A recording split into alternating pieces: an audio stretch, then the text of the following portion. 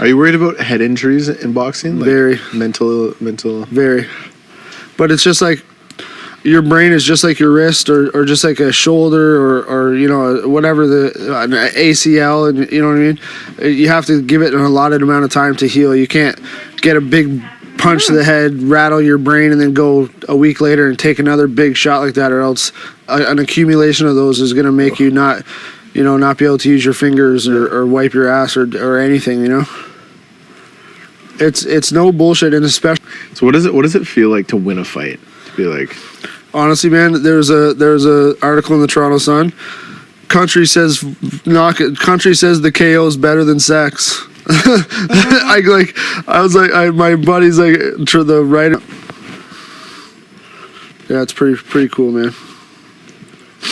What's the worst injury you've had? As far as, you know, not being hit really, really hard, like as far as head injuries and stuff like that, I think I've only had 2 concussions in my life, and they weren't even from boxing. So you're saying that you don't tape up your own gloves; they do that for you. Yeah, the commissioner has to stand in your dressing room and make sure you're not putting any metals or anything like that into your hand wraps. Yeah. And they tape it up, sign it, and then they put the glove on. They watch you the whole time.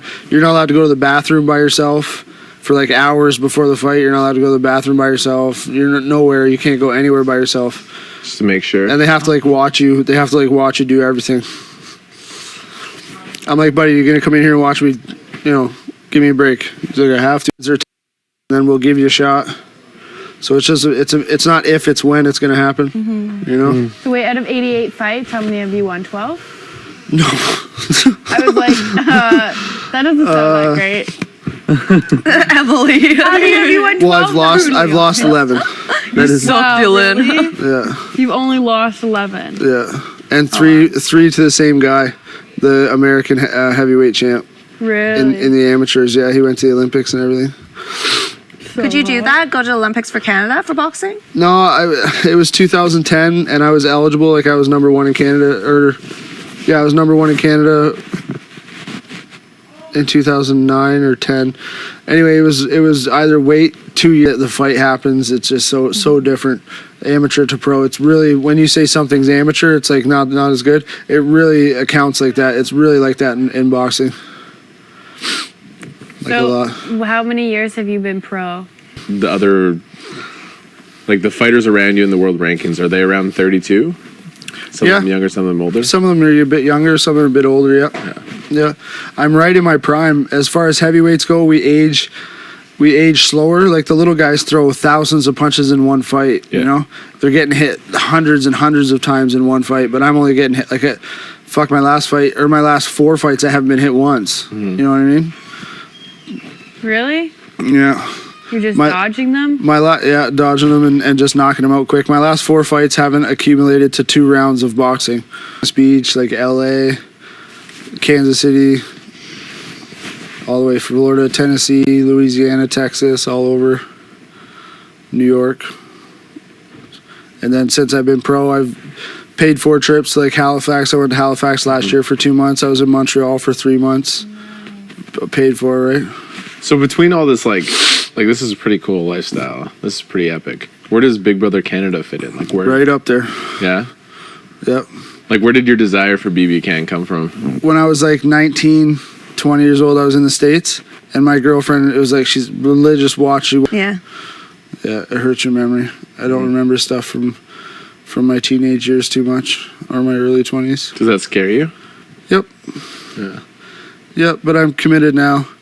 And if I don't get to where I want to be, my life won't be a success, I feel like, right? Like if I'm 40 years old and I haven't done things that I wanted to do, and my money, like I haven't got my money and stuff like that, I feel like my life will be a huge failure. And I'll let people down, right? Like I'll let my family down. And I can't do that. Just can't do it. When do you see yourself retiring? Like 36. Yeah, is that the typical age? Well, that's... You ever watched the $1 Million Baby movie? Yeah. Basically any boxing movie that's out there, I've watched it. $1 Million Baby is a good one. Was a great movie. Have you ever heard of Gladiator, but with not the Russell Crowe one? It was Cuban Gooding Jr. No.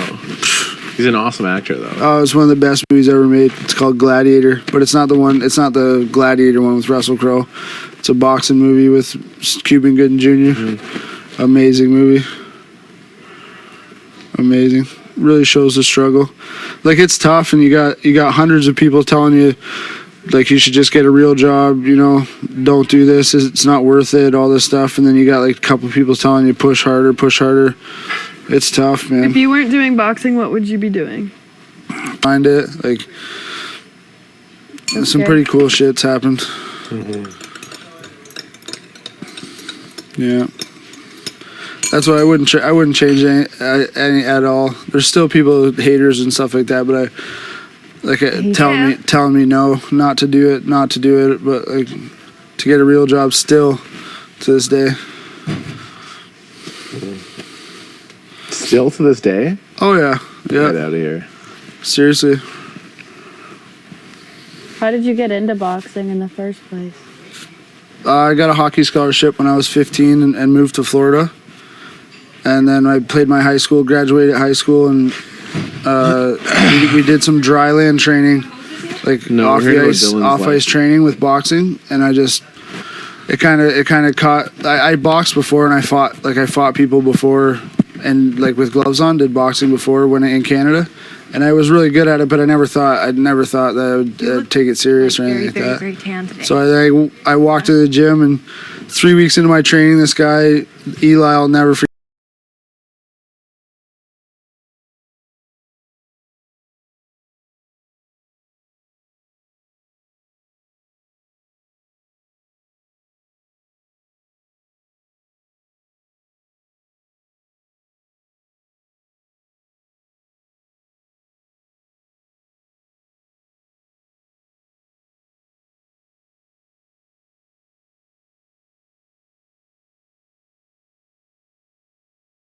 Whack! Down he goes, knocked clean out on the ground like Really? this. I'm like, oh my god! Like, I'm so sorry. The kid's like, the old train's like, kid, you're good. Don't worry, that's what you're supposed to do.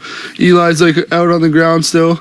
He had a fight coming up too. He couldn't fight, and he never came back to the gym. This guy, he was pro.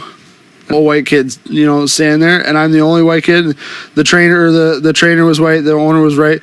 He's like, "You're the great white hope, kid. You're the great white hope." I'm like looking around, like, please don't say that. No, please don't, because they used to say that back in the day. All the fighters were black or Mexican or something like that, and the one white guy that would come around would, you know, and did good. It was like, I think it was Rocky Marciano. And they called him the Great White Hope, but it was a racist thing, you know what I mean? And I'm like, please don't call me that. Please don't call me that. So, yeah. Then Sounds like a movie. It is. Oh, it is a movie. It's gonna be a book and a movie. It's epic. And then Mess up like your. Oh yeah, I couldn't see shit.